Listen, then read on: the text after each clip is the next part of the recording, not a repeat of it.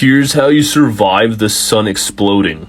Okay, so you're just chilling and the sun explodes. Don't panic. Go to a field of broccoli and start eating some. Next up, you're going to want to collect a bunch of dust and put it in a bag. Go to NASA Space Center and dump the bag of dust in the gravity chamber. Next up, release the gas from the broccoli into the chamber. Gravity, gas, and dust are what form stars. Now that you have your new star, dip it in fertilizer. Go to a party store and grab a tank of helium. High levels of hydrogen are found in fertilizers, and helium and hydrogen are the two main elements in stars. Like the sun blew up, bro. Big whoop. Just make another one.